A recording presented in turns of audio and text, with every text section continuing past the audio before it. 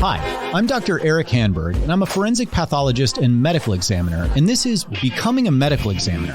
On this podcast, I interview other forensic pathologists, and we talk about our job as medical examiners and what it's been like for us. And today, I'm joined by Dr. Amanda Hersh.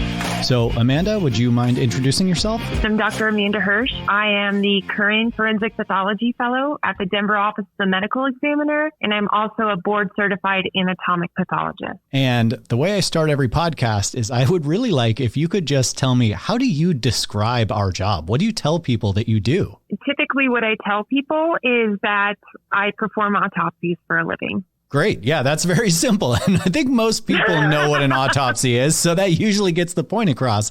And I think that's pretty fair, right? That's something that we all do. That's a major component of our job. It's usually the thing people have questions about. It's why we testify. So autopsy is a pretty central component. Do you ever clarify further, what that means? Well, it depends on the person's reaction, because typically it's a very divisive type of thing to say. Either people are fascinated by it or terrified of it. So if there's interest gauged, I can further that up with, it's a very important examination. It's the final physician visit for this individual. Their body tells me a story that I'm very humbled and honored to learn about. I write that in a report, and I communicate my findings to families and sometimes court. Yeah, that's great. And you mentioned something that it just occurred to me. You said it's their final physician visit. And when you say we do autopsies for a living, I think you're the first person I've spoken to that doesn't explicitly mention that we're a sub-classification of medical doctor.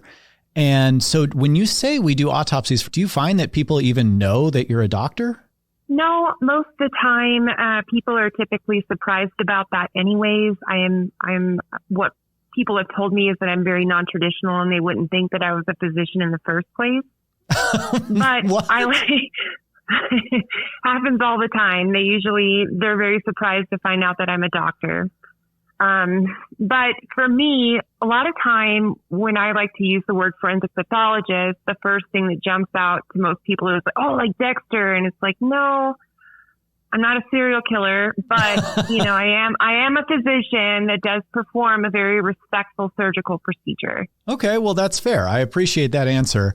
And I hear the comparison to Dexter or the comparison to a variety of other, TV medical examiners.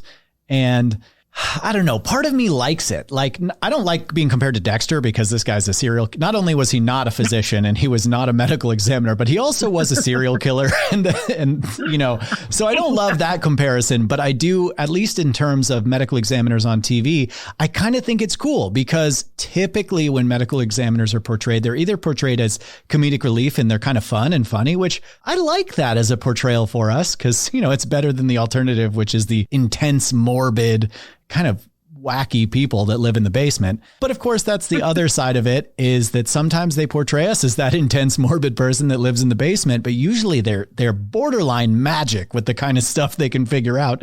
So I don't know. I kind of don't mind it. What do you think? I don't mind it either. I think that even in that capacity, to have that exposure to forensic pathology and to, have a little bit of insight as to what we do is always a positive thing. I should say mostly a positive thing. I have had quite a few interactions where TV has vastly misled people. And I don't know. What is it for you? What do you find that people are most misled by? What do they think we can do or think we don't do that TV has taught them wrong?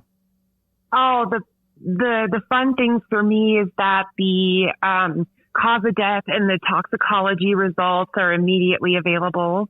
Oh, yeah. Which, is very misleading. And sometimes the inaccurate terminology can be a little frustrating, but I understand. It's talking in a way that most people would understand and can appreciate.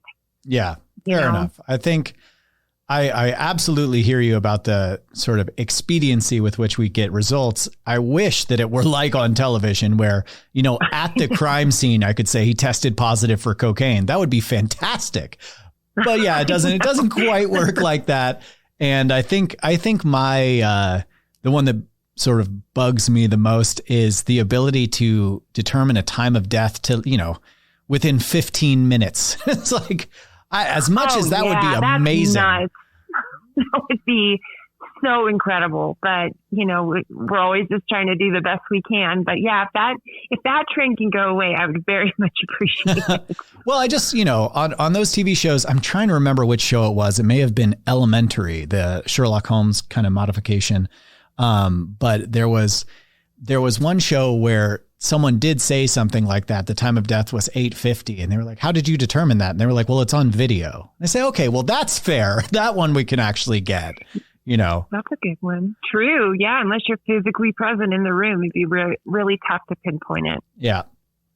So the rest of the podcast, typically what I talk about is what it has been like for you to become a medical examiner.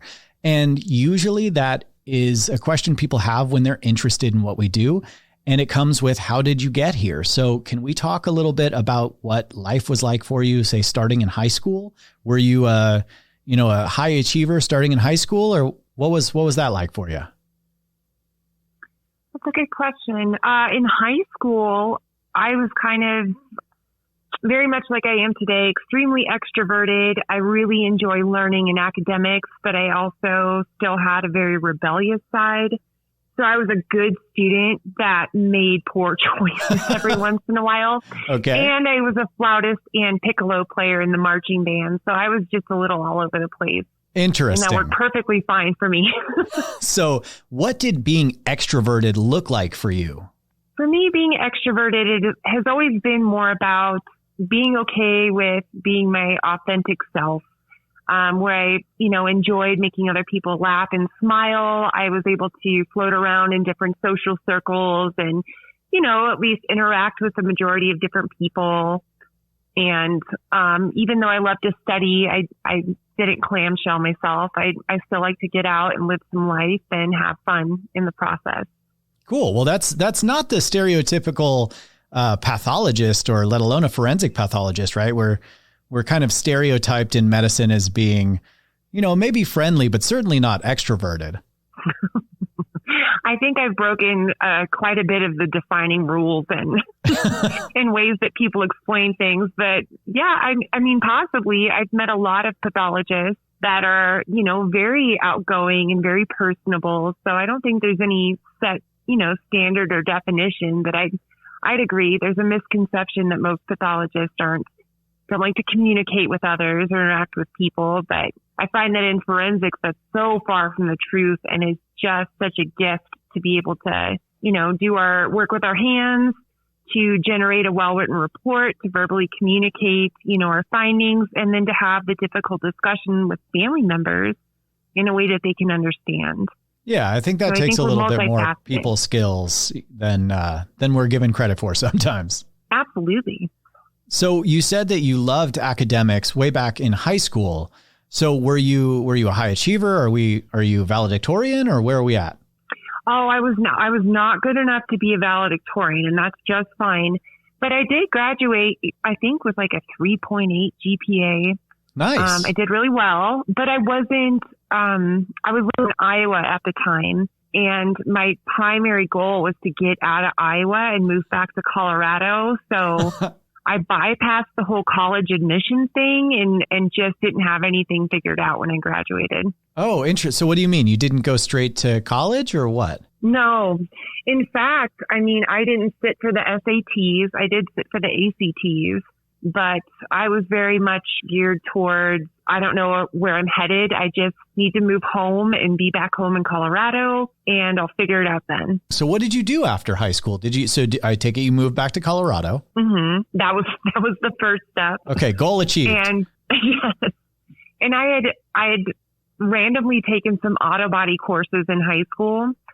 So I ended up working for an auto body shop out here in Colorado, and I was the parts supervisor, and I would also do detailing and paint prep work, of all things. That is awesome. So I know absolutely nothing about, I mean, that is as foreign to me as I'm sure what we talk about is to many people. Detailing, I know that's just essentially really, really deep cleaning a car, right? Mm-hmm. Yeah. So what does a parts supervisor do? That's you're the one who is in charge of, I have no idea. I can't even guess. This this was pretty cool. So it was like my first kind of legit gig outside of high school because I'd worked at fast food restaurants and grocery stores. But in that kind of role, I was in charge of any vehicle that came in. I'd have to order the parts through different dealerships or salvage yards, and I'd have to acquire them, inventory them. But I think one of the coolest things was that we had contracts with different dealerships in the area. So I would get to drive all these cool, like, sports cars, like Vipers and Porsches. I'd go pick them up and, speed down the highway, and it was pretty fun. So at some point you're driving a Dodge Viper down the highway and you decide, I think I'm going to go to college. It was a little more different than that, but kind of essentially I started realizing that this isn't what I wanted to do for the rest of my life. Okay. It was a family owned business, so there was some politics around that. And, I'm starting to come of age and realize, oh my goodness, I don't want to be involved in this. And then my twin sister ended up being diagnosed with schizophrenia. So it was a good opportunity for me to go and move back in with my dad because that's where she was living and help her with that. And this is also in Colorado? Yes. Mm-hmm. Okay. We were separated from each other during high school because we were normal twins, or quote unquote normal, where we bicker and fight with one another because we're always trying to maintain our independence and individuality. So we were separated from high school, but I wanted to go back to Colorado because I love my sister and I wanted to be with her, Yeah.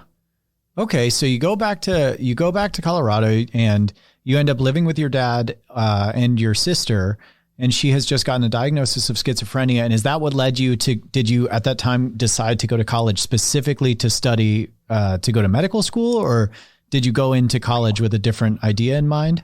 No, at that point I was still pretty clueless. I ended up not working at the auto body shop anymore. And then I became a waitress.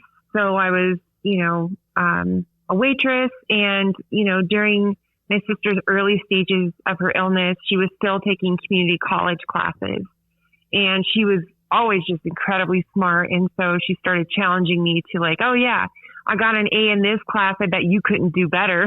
Like, oh yeah, well, watch this, Becky. So I went ahead and enrolled in the same community college, and I started taking science courses and some of the basics like English and math. And it just kind of reinforced that I really had a passion for biology and the sciences, but I still didn't know what I was going to do. Okay. Well, that's the first story I've heard of going to college kind of out of spite. Or at least one-upsmanship. I've been telling you for years I'm different, Eric. So then you did community college and you were like, okay, it turns out I love doing science, but you just didn't know where you were going with it. So take me, where'd you go from there? Well, here's where the story kind of takes an unexpected turn. So essentially I dabbled in community college and waitressing, and I kind of watched as my sister started to kind of go down the tailspin of her illness. And she was a dialysis technician at the time. Mm-hmm. And she ended up having to leave her job and get on disability. And she went through a flawed county health system to help manage her schizophrenia, and to see what the medications did to her, to see her body change over time, to develop this horrible sleep apnea and, fall asleep when driving. It was terrifying. Wow. So to see that, I, kind of reacted in my own way. I was trying to understand and be there for her, but at the same time, I'm trying to figure out where I fit in life. So it was a really storied time. And then in 2006, there were some blizzards in Colorado. And at this point, she had been, we're 24, and she had been ill for a long time and in and out of psychiatric hospitals and emergency departments because she'd have toxic levels of her medications. And she was coming home because she finally had the bravery to go out and see her friends for Christmas. And she ended up falling on some ice, and she re-injured this back injury she had, and she became bedridden. Wow. And so she ends up going to her doctor, and says, look, I'm pretty sure that I have a slip disc.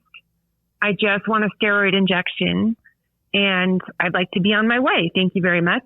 And instead of that, the doctor was younger and more progressive, and he put her on Flexeril, oxycodone, and methadone on top of the 15 other medications that she is, regularly taking to maintain her normalcy. And she did that for a couple days. And then there was a morning where she just didn't wake up. So my twin sister died when we were 24, and it was very unexpected and very tragic for my family and I. So Wow. This is the turning point for me when I decide I want better for people. I'm going to get my act together, and I'm going to go to finish undergrad. I'm going to go to medical school because I wanted more for people. That's a lot. That's a lot to deal with when you're 24, I feel like. Yeah, it was. That is just, I think, probably the defining moment that shaped the rest of the way I was going to pursue my life. So at that point, you had decided now you're going to get your act together and go to medical school. Did you change anything about the way you were pursuing school? Yeah. Instead of, this was literally 2 weeks after she died.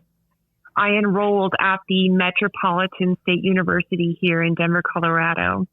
And I finished, some of my credits transferred, not all of them, but I finished a 4-year degree in like 2.5 years. Like I took tons and tons of credits. I worked through summer, and I even applied to be a forensic autopsy technician intern at the Denver office of the medical examiner while I was doing my coursework. Now, how did you hear about, that's a pretty niche job to even know about. How did you know about that? It was pretty neat. So there was one day I was walking down the hall in the science building, and they had a bulletin board and they had a posting for the position. And I kind of had a moment of pause because I was always fascinated by forensics, but I wasn't sure if it was something I could do. And I was still, this sounds bad, but I was still traumatized by my sister's death. But I knew that in order to be a doctor, you had to be able to accept death as much as you could life. And ultimately, I had a friend, his name is Jason. He convinced me to apply for the position. And lo and behold, I got the position. And it's the first time I walked into that autopsy suite and I saw my first autopsy, it was just like the clouds opened up and the sun is shining and there's a choir of angels. And it's like, yes, Amanda, this is what you're meant to do with your life. And I was floored. Tell me why. That's an interesting way. I know where you're coming from, but I think that for most people, if you say, well, I saw an autopsy and I just knew that's what I want to do with my life. What is it that you saw and that you felt that made that so interesting and seemed like something that you wanted to spend your life trying to do? What I thought was so fantastic about it is that my first autopsy observed with a physician, a forensic pathologist that I just highly regard. Her name is Dr. Amy Martin. She was a forensic pathologist at the Denver ME's office. And the way that she approached the case, with such intricate, eyes and attention to detail and pointing out what she was seeing and thinking and watching her dictate into her little microphone. And then to go step by step and, perform the evisceration and take notes. I was like, I didn't understand everything that an autopsy encompassed until that day. And then to kind of have an understanding initially of how somebody died, I realized that was an opportunity for me to understand the words that I never understood in my sister's autopsy report. And it also gave me an opportunity to learn more about it so that down the road, I could help other people find their closure that my family and I never really got. So that's what I meant by the clouds opened up. To me, it was like, this is something that you can do, and this is something you can do to help others. That's great. I love that. So then you took this experience working as an autopsy tech to, you were doing that during college. So then it sounds like maybe you went into medical school with the the idea that you were going to be a forensic pathologist as you were entering medical school? Of course. Wow. There was no other field of medicine that I was remotely interested in. But do you think it really happened that way? Absolutely not. My story just, takes more twists and turns than a detective novel. So what happened? So you are, did you go straight from college to medical school? Yeah, I did. I was very fortunate. There was a new osteopathic medical school that had just opened in Colorado. So I applied for that school, and I was part of their second graduating class. Cool. So were you applying specifically for location reasons? Yeah, there was that. I cast my net wide. I recognized that I was more of a non-traditional student, and I felt that the osteopathic principles and practice aligned more with how I wanted to approach medicine.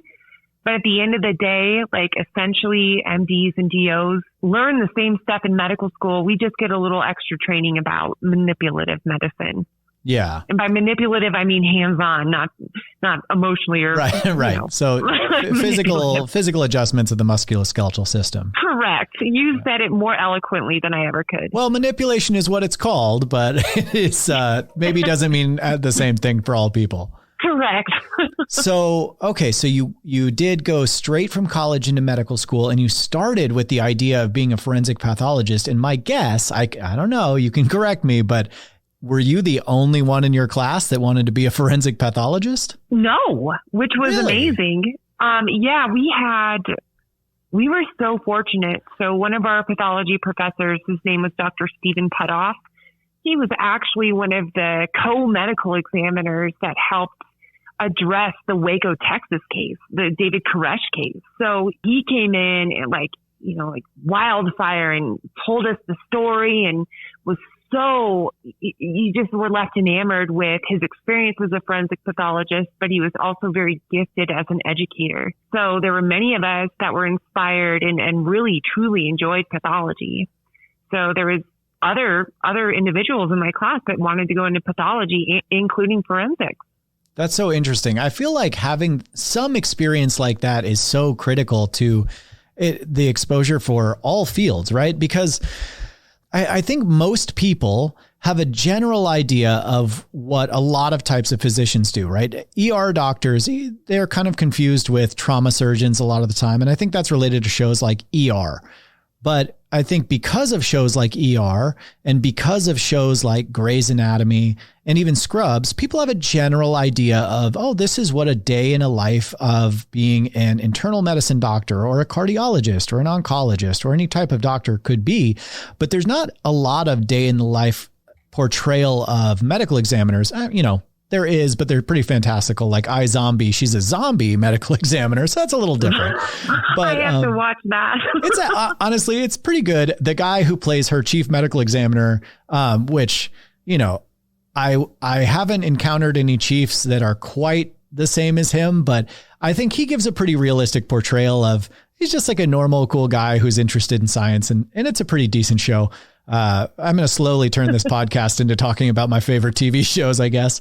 No, that's fair. We haven't even talked about Quincy yet, because there's Quincy. So I think that there's just not that much portrayal of forensic pathology. And I know that in medical school, typically most med schools nowadays are divided into the preclinical years, year 1 and 2, and then the clinical years 3 and 4. And those first 2 years are often heavily taught by pathologists. And those years are often also very histopathology heavy. And so they tend to be taught by surgical pathologists. And they give a very different image of what pathology is than what a forensic pathology would. Or a forensic pathologist would.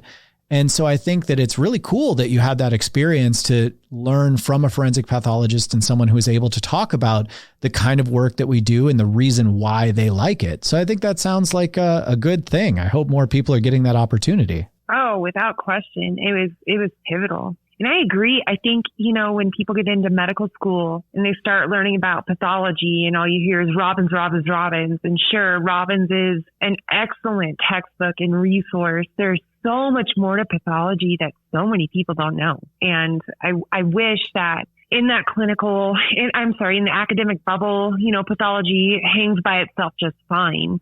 But then after that, you get 1 year of dedicated clinical experience and you're automatically supposed to know what you want to do for the rest of your life. And pathology is not a required rotation. Yeah, that's wish true. That there is at least 1 or 2 weeks, give us some credit. For the longest time, Eric, even before I became a doctor, I thought that, you're waiting on a biopsy or lab results. I thought my doctor did that. That's a pathologist that did that. No, I totally agree with you. I think that it's very difficult to, I think that honestly, that part of the issue is the field of pathology is very broad, right? And it's hard to describe because if you say, well, I'm a cardiologist, I treat the heart, or even if you're a generalist, like someone like an internist, well, you say, I'm a general doctor who treats the whole body for adults. Or a family practitioner, you say, I'm a family doctor and I take care of my patients in my clinic. And then when they need a specialist care, I can refer them to a specialist. But to talk about pathology in that way, you have to say, well, I'm both a generalist and a specialist, and I deal with biopsies, but I also deal with surgical specimens, but I don't take them out, but I do evaluate them and help guide treatment. And then additionally, I deal with autopsies and also I do the blood bank. I mean, there's sort of a lot that goes in the field and it's very difficult to give a concise, reasonable explanation that actually does cover what we really are trained to do. Oh, yeah. My first day of actual pathology residency, I was floored. I had no idea what I was getting into because I didn't have the exposure. And I wish that there was more exposure just because it's so intimately interlaced in every field of medicine to know who's behind, grading and staging your cancer or reading your pap smear, how that process goes about would be so beneficial because there wasn't a day that went by in my pathology training, much less my clinical years, where I didn't appreciate what every other field of medicine had to bring to the table. There's a reason there's such a robust consult service in medicine because we're trained to do different things. But as a pathologist, I think oftentimes we're kind of left in the dark, which is truly unfortunate because it's an absolutely beautiful field that really, governs so much of medicine. So you went through all of medical school with the idea that you want to be a forensic pathologist, and you knew that that meant that you needed to go into pathology. So it sounds like you probably went straight into pathology residency directly from medical school. Is that right? That is not correct. I told you. This was going to get interesting. Okay. Tell me about it. So I was told by multiple people in my medical school and in clinical rotations that, my goodness, Amanda, that would be such a waste of your talent. You are such a people person, and it would just be a disservice to medicine if you went into pathology. And being still reasonably young, I entered medical school when I was 27, I think. I was impressionable and I figured, they might be onto something. I've only, been an intern in forensic pathology. This is all I've been exposed to. They might be right. So I went into internal medicine. Interesting. So I want to point out that this is one of the questions that I actually get asked a lot on the Reddit, as well as occasionally on TikTok or wherever else is, I'm not sure that I could ever go back to medical school because I'm too old now. I graduated college 2 years ago. So now I'm 25, and it's fun for me to hear because you just go, man, I know that I thought that way too, but I am telling everyone listening, you are not too old. You absolutely can go back. And when you look back, you'll be like, yeah, I was definitely young. And I realize that now. And from what I hear, you're going to keep thinking that way. You're going to keep thinking, man, I did have a lot more time to do all these things that I wanted. And I just was so afraid of falling behind that I let myself fall behind. So take that story and all the other ones you've heard and just remember, you actually can go back to school if you want to do this. So I had the same thing happen. I didn't go straight into medical school. So I had these thoughts like, oh, geez, can I really start college when I'm 20? Yes.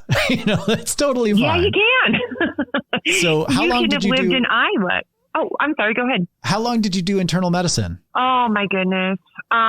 So I completed 1 year of intern training here in Colorado, and then I transferred residency programs to a program in Missouri. And I realized, as much as I admired the hustle and everything that I'd learned, I appreciated the complexity, and the patience are always my favorite. I love to interact with people. I just realized it was trying to put a square peg into a circle. It just wasn't working. And as much as it was a tough call to make, but I ended up leaving residency, internal medicine residency. There were other things behind it, but I ended up leaving, and that was a huge call because that could be a death wish in medicine, because a lot of people might not understand why you make the choices that you did.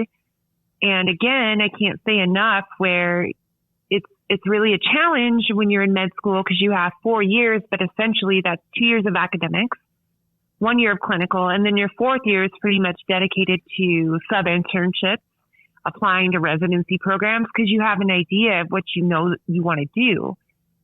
And you're kind of stuck there. So you better, make sure that's what you want to do. So I was just I was terrified, but I did it. Yeah. Go ahead. Well, I was just going to say, I know what you're saying about not having enough exposure during medical school to really know what you want to do. But I use my personal story as kind of a counter argument to that, because I knew from first year of medical school that I was going to do emergency medicine.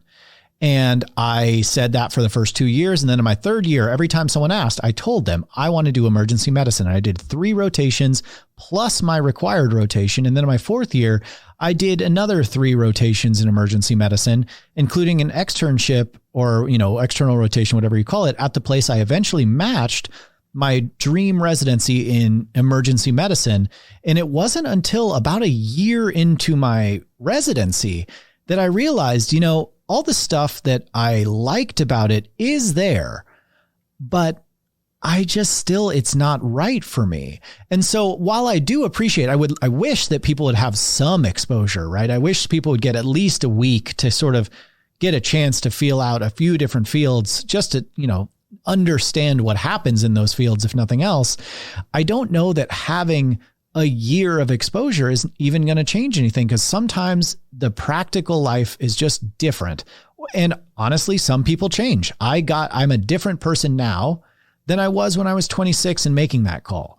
And so I think that, it's maybe not necessarily the fix all to just get people exposed to the field, because people are allowed to change their mind. Just like I know a lot of people did exactly what you and I did, where we did something else first and realized, I have nothing to say about emergency medicine other than that it's a great field. I think it's a wonderful field. It's very interesting. It's really cool. And it's also not for me. And it sounds like, I feel the same way about internal medicine. It's a cool field. There's an enormous opportunity for learning and to help people, but that's also not for me. And so, I think that's okay too. I agree that your statement, and that's something I've always appreciated about you, like your journey, because ours did have some similarities, where you're right. I have a tremendous amount of respect for all the fields of medicine, but you're absolutely right. Sometimes it's just not for you, but that's a tough realization, depending on the circumstances surrounding it. And ultimately, what I'm very happy about for both of us is that we eventually got to where we wanted to be. And now we can flourish in the field and continue to learn more and provide more dedication to it, to get more exposure to others. Yeah. So tell me, so you went Colorado to Missouri in internal medicine, Missouri, correct? Mm-hmm. Yeah. So Colorado to Missouri in internal medicine. And then you're in your 2nd year of internal medicine and you're thinking, this just isn't working. I'm a square peg trying to fit in a round hole and it's not going to happen. I want to transfer into pathology. So were you able to make that happen at your residency you were already at, or what'd you do? Like I kind of alluded to, there were some other things that were going on in my life that I had to get straightened out. So I gave myself the opportunity to do that. And in the interim, I the dean of my medical school that I graduated from, his name is Dr. Bruce Dubin. He reached out to me and he recruited me to come and teach for him at a medical school in Kansas City, Missouri. So it was another detour. So I ended up accepting that position, and I started teaching at a osteopathic medical school in Kansas City, Missouri. And I was there for about 3.5 years. Oh, wow. So you took a big break. Yeah, I know. Oh, yeah, I did. And that was another scary thing. But during my medical school, I did a lot of tutoring and teaching. And so I felt very comfortable with it. And I really enjoyed the material. I did a lot of the infectious disease, standardized patients.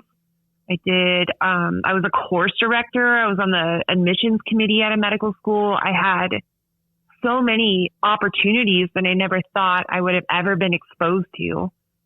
Interesting. And I mean, the students I was able to work with were just incredible people, and to see that passion and zest for life and eagerness to learn and to see them pursue what they always wanted to do was a huge deciding factor for me. It's like, you know what, Amanda, like, you have thought about being a forensic pathologist and medical examiner for 10 years now, and that never wavered. And so I figured it was time to go ahead and apply for pathology residency finally. And I did.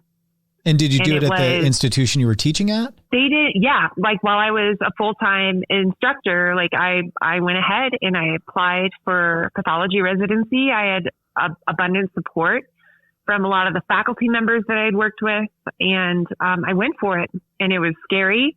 I knew that I was up against newer, fresher, younger applicants that probably had better board scores than me. I graduated in the top 10% of my medical school, but that was years ago. You know, I had won student doctor of the year, student doctor, congeniality, student leader of the year. I'd excelled in medical school, but you know, here I am thinking, man, I'm past my prime. There's also other applicants from, you know, foreign medical schools, international medical schools that we're all competing for these spots. And so it was a very scary time, but it was also very exciting because it was, you know, everything that I ever hoped and dreamed for was like right there. I just needed somebody to give me that chance. And so what happened? Did they give you the chance? Yeah, they did. Okay. I was so grateful. I began an anatomic and clinical pathology residency at the University of Missouri in Columbia, Missouri. And after my first year there, I decided to drop the CP because, like you, I kind of knew what I wanted to do. I knew the requirements that I needed to get there. And I was very lucky that I had the internal medicine background because a lot of the clinical pathology made a lot of sense to me. So it was kind of nice, like everything kind of worked out and just was additive to my journey. Yeah. I can never be grateful enough to the University of Missouri for that opportunity. All of us have these doubts. It's come up in every single interview I've done, and just personally talking to my sort of fellow doctors, and not just in pathology, not just in forensic pathology, but in general. All of us at some point suffered with some form of imposter syndrome or some form of I'm not good enough or I'm too old or I didn't do enough or all of this stuff. And yet all of us are there. And unfortunately, once you get into medical school, it's not like that's the cure all for that, whatever it is that lives inside us that tells us that you're not good enough. But it's nice to once in a while be reminded that you're not the only one that feels that way. And chances are you're a lot better off than you think. Because, I mean, they took you and clearly you did well. And if you just look back at your accolades, right, you have so many positive things going for you, but you latched on to the negative thing. And I just know from talking to people who are in the pre-med part of that terrible pre-med part, where they just latch on to the things that are, here's the 25 ways that I know that I'm not good enough, rather than seeing all the achievements they have. So I hope that some people can at least take from this that it's not as, how do I say it? You can do it. And chances are you're latching on to the couple of negative things more than you should. Right. I couldn't agree more. I think that, when you start reading up on what does it take to be a doctor and you read about all of the self-sacrifice and the time and the grades and the MCAT scores you need, it's very overwhelming. And it's easy to put yourself in a hole where you start doubting, like, can I even do this? But, when you take a little step by step, and you make that progress, and you study and you work hard and your effort pays off, you start building a little more confidence gradually. I think a lot of us, I guess maybe in my experience, I tend to have focused on the negative. I've kind of had that my whole life. I don't know if that was like an inferiority thing. I don't know if it was because I was bullied a lot growing up, but I had this misconception you were bullied? of myself. Oh yeah. Oh my goodness. I mean, kids can be cruel. And so a lot of that factored in. And my dad was in the Air Force, so we moved around a lot when I was growing up. So I never really had a set group of friends. I wasn't fortunate enough to have those lifelong connections. So always transferring schools, being the new kid, there were so many things that kind of factored into how I viewed myself, like my self-esteem. And even though, I was good at academics and I realized that I had some gifts, for me, I wanted to focus on the negatives because to me, those were things that were fixable. But at the end of the day, anybody that has self-doubt and wonders if they can even do it, the simple fact is that if you're listening to this, you have gifts and attributes that only you have to offer. And there's only one of you. And if you pick yourself up and realize that you have the ability and the gifts and talents to touch many, many lives because of your sacrifice and dedication and your altruistic nature, you can and you will do it. And you just have to be your own number one fan. And now you've gotten to a point now where you actually did make it through all of those things, moving back and forth for in and out of college, then, through medical school, in and out of residence, 2 different residencies. And finally, you are now in forensic pathology fellowship. And in fact, you're finishing up your forensic pathology fellowship. So let's go there. Tell me, where did you end up going for fellowship? The best part of this whole story is that for me, when I applied for fellowship, I reached out to the Denver office of the medical examiner where I did my technician internship. Oh, that's awesome. That is where so everything has come full circle. Like where I started is where I'm going to finish. And I'm very humbled and honored that I was selected to be their fellow this year. Oh, that's so cool. It's just been an experience. Yeah. Are any of the same doctors there that were there when you were a tech? Unfortunately, no. But I did actually run into one of the FPs that I did work with briefly while I was a tech. He's an FP at a different county, but he came by and said hi, and it was great. Oh, that's Greatest so cool. name for a forensic pathologist ever, Dr. Carver. Coolest name. But yeah, so it's kind of neat. But I mean, it's cool because we used to be in this hospital type of atmosphere across from this big Denver Health Medical Center in Denver. And now there's this beautiful new facility that's huge, bright, well lit, no creepy factor at all. And I have the pleasure of working and learning from some of the most amazing people I've met.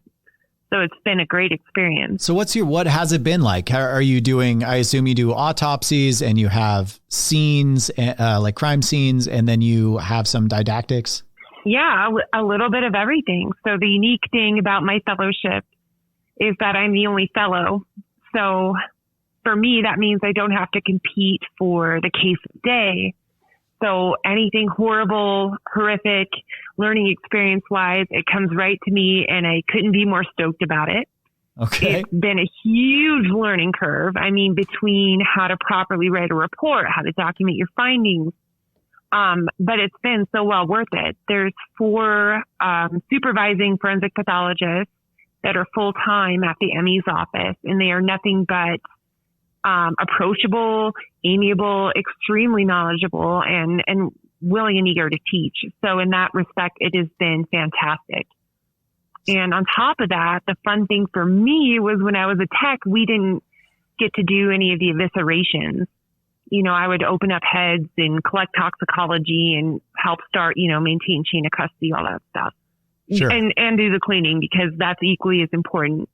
Yeah. But the technicians now do the eviscerations, like they're taking the pictures. I mean, it is a well-oiled machine with some of the best forensic technicians and exceptional people. It's just a real gift to work with them on a daily basis. Well, that's awesome. And yeah, we do have at Denver, we also have a scene requirement where we're required to go to 20 different scenes. So that could be anything from a natural death, but, you know, hopefully, and I'm not going to say fortunately, hopefully, you know, the majority of those are suspicious deaths or homicide related deaths, because you truly get to appreciate the way that everybody functions in their respective roles. So you get to interact with law enforcement, crime scene investigation, you know, if there's family on the scene. It's just, I don't know, it's kind of wild. I grew up watching Dateline and Forensic Files, and to be in the picture is just mind blowing to me. It never gets old. I feel like it's a privilege, and it helps you paint the picture of how that person died. With all the jobs that you had, you were in different fields in medicine, you taught in medicine, you had been an autopsy tech, you'd done all kinds of things, but I'm guessing that none of those included attending an actual crime scene. So was that the first time you ever did that? Was that in fellowship? Oh, that's a great question. Surprisingly, no. Oh, when did you do that before? Oh, yeah, I'm sorry. Like, here I am just like acting like an old shoe. So, in medical school, I was able to rotate through the Arapahoe County Coroner's Office here in Colorado, and I spent a month with them. I convinced my medical school that an autopsy is a surgical procedure, so I got to count that as one of my surgery credits, because surgery and I did not get along. I see. But the unique thing rotating through there is that you got to not only experience, you know, cutting organs and eviscerating. The death investigators were phenomenal, and you would go out on scenes with them. So it's funny because they reminded me that I actually am going to be joining the Arapahoe County Coroner's Office after my fellowship. So again, they remembered who I was. Wow. Full circle again. I know. It's just working out for me, man. I never thought that would happen, but I went to a scene where they found a body, and I went out there in a dress and stiletto heels. Yeah, and that's they remembered maybe that. Not ideal. I know. So what was that I was like? just happy to be there. Back in medical school, you're sort of learning how to be a doctor, and you talk them into giving you this great rotation, and you go to a crime scene. And, you know, what was it like for you going to your first homicide scene? It was really, I don't know. It was, it was exciting, because I feel as though I'm one of those people where, even though I might have my wild streak or rebellious side, I generally try to respect the rules. So to be somebody that was privileged enough to cross the crime scene tape and walk into somewhere where it's an active investigation was just exciting to me. And, you know, to be able to just not say anything, but stand back and watch and see how everything is governed and approached was just fascinating. And it was just unbelievable. It was just a great experience. Boy, that's such a crazy feeling, isn't it? When you go under, typically someone holds the yellow crime scene tape up for you and you walk under it, and it's like, what an odd feeling. I know. I'm like, you're letting me in? It's funny because like the still like, you know, a lot of the officers and law enforcement people know who I am now. But when I first started, they're like, excuse me, ma'am, media is not allowed. And I'm like, what? Oh, well, were you carrying a camera? Allowed. They think I'm a journalist. No, I would never do that. I respect, no, it's because I still have my brand. I like to wear dresses and I like to wear my heels.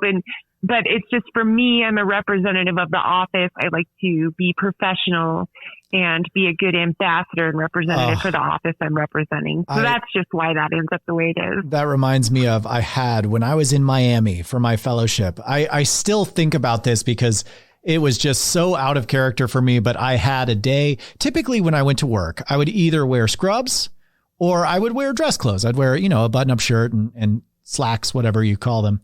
And I'd dress professionally, but there was one day when I believed that I was going to be on what I call a paper day. So I wasn't going to be in the morgue. I wasn't going to be seeing anyone. I wasn't going to be interacting with anyone. I would be locked in my office, just working on reports.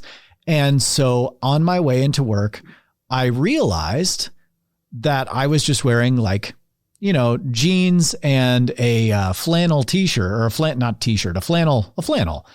And I realized that because I got a phone call that not only was I not having a paper day, but I was on call and there was a crime scene that I needed to attend. And it happened to be basically right where my car was as I was driving into work. And so I said, okay, I'll come over. And as soon as I saw the detectives, I said, hey, listen, I want you to know I recognize that I'm not wearing appropriate attire for this moment, but this is where I'm at. And so it's either I go change or, and I'll see you in an hour, or I'll just do this now. And they said, that's fine. And then out of every crime scene I had, which one would you guess the news vans all showed up to? So that was a little embarrassing for me. Yeah. So I don't do that anymore. Now I keep a set of, a jacket that says, forensic pathologist, medical examiner on it. And I keep some spare clothes just in case, because I will not have that happen again. So wait, you have a cool jacket? Where'd you get your cool jacket? It was given to me by our lead investigator. I believe that all the investigators at our office have a jacket. It's like a zip up that says medical examiner on the back, or you could just have one made. So cool. Well, come on. You could have a dress made that says that. Don't tempt me with a good time. I'll probably follow through with it. So I do want to, we're getting close to an hour. So there are a few questions that I would really like to talk about. One is there anything about having been in this field, and honestly, you've been part of the field for so long. Is there anything about your involvement in the medical examiner world that has led you to change the way you live your life? That's a really good question. I think ultimately, one of the greatest strengths of forensic pathology and just the field in general is that the dead are the ones that can really teach the living how to be better. So a lot of the findings that we, contribute on a death certificate goes into public health and, vital statistics.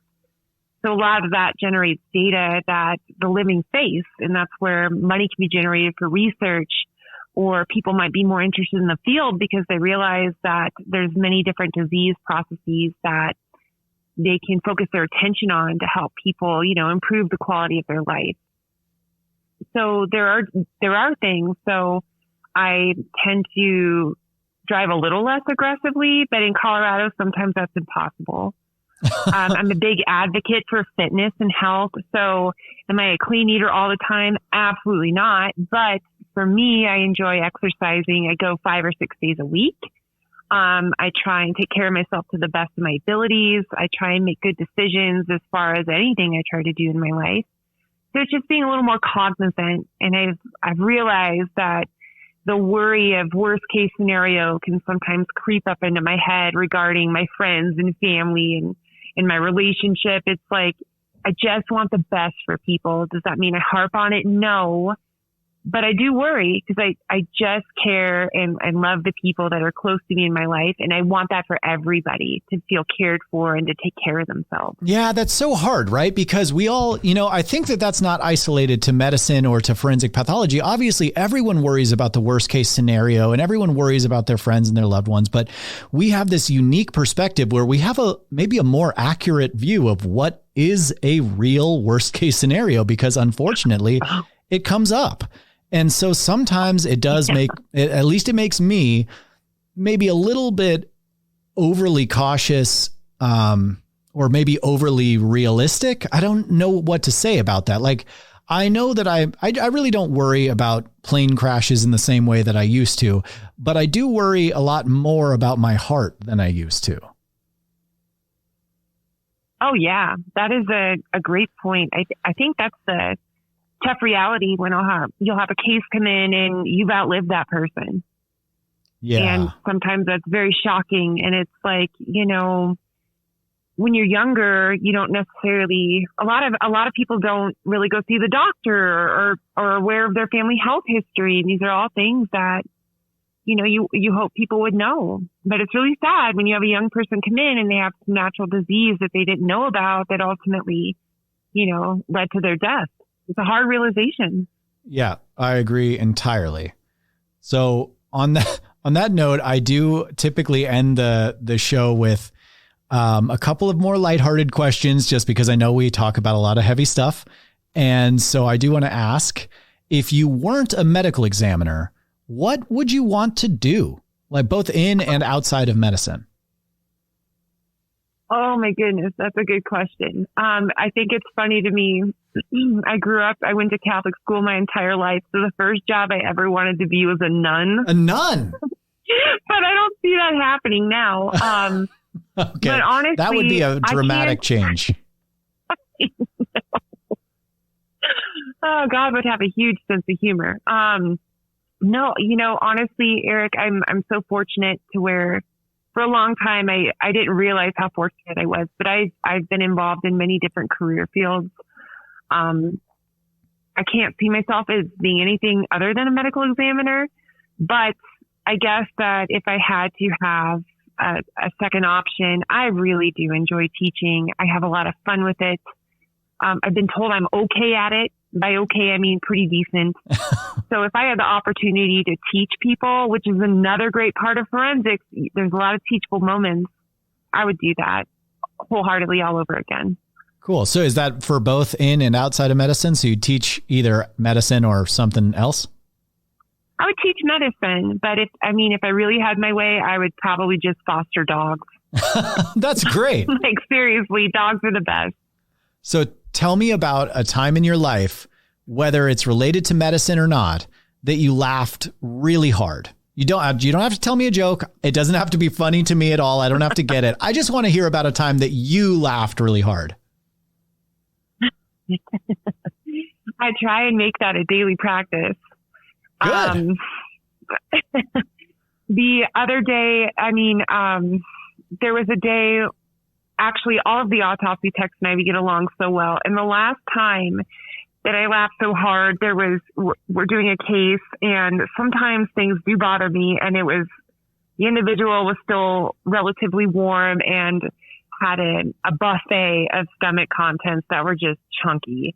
And I start dry heaving and I'm crying, like trying to hold it in. And the tech is trying to make me vomit. And I look over at him and he's laughing so hard that he's crying. And then I start laughing so hard, I cry even more. Like it was just because what we do is so graphic, but we always find a way to laugh when Absolutely. we're working. And it's great. I laugh at least once a week. This memory will pop into my head from the job I have currently. When I first started here, all the techs have to get used to the way a certain doctor says something, or, our different shorthand that we write on the board or whatever. And I had a case with one of our new techs, and I had written next to where we keep track of the quantity and quality, appearance of the urine. So where it said urine, I had written 500 clear, because I was just saying there was 500 cc's of clear urine. That was the way I wrote it. And she started cracking up in the corner, and I had to figure out what are you laughing at? And she told me that she thought that my 5 was an S, and that when next to urine, I had written so clear. And every day I think about that. That was her first impression of me, is that I went up to the board and I was like, this urine was so clear. And I don't know. It makes me laugh at least once a week. I think about it. I love it. I'm having a great time in my job. It sounds like you are too. And is there anything else you want to say to anybody? No, I really appreciate what you're doing, bringing forensic pathology to the forefront and giving us the opportunity to tell our stories about how we got to where we are. And if I had a second, I'd just like to thank my friends and family and my partner for being so supportive of my endeavor, because we don't get anywhere in life without the support and encouragement of others. And so without them, I wouldn't be where I am today. Oh, that's very sweet. Thank you for this opportunity. Yeah. Well, thank you for being on the podcast. I really appreciate it. And thank you for telling me what it's been like for you becoming a medical examiner. So if you're interested in what we do and you want to learn more, I recommend going to the Reddit. That's reddit.com/r/forensic pathology. And if you're interested in forensics, but you don't necessarily want to be a forensic pathologist, you can always go to r/forensics, where there's a lot of different forensic professionals who can tell you more about what they do and what it's like to be part of their field. I also think that if you want to contact the NAME, that's the National Association of Medical Examiners official website, that's thename.org. There's a lot of information, there's a lot of outreach. It is geared a little bit more towards people who are already forensic pathologists, but if you're looking to hire a forensic pathologist for a private autopsy or something like that, it's a great resource. So, Amanda, do you have any social medias that you use and you want to share? Currently, no. I have a Facebook. You are welcome to find me on there. It's currently deactivated, but I'll reactivate it. And sometimes I take breaks because if I'm heavily involved in casework, I need a break. That's fair. But I also have an Instagram. It's AJ Polymerase because I'm a huge nerd. You can find me on there as well. Okay, awesome. Well, thank you so much. And we'll see you next time on Becoming a Medical Examiner.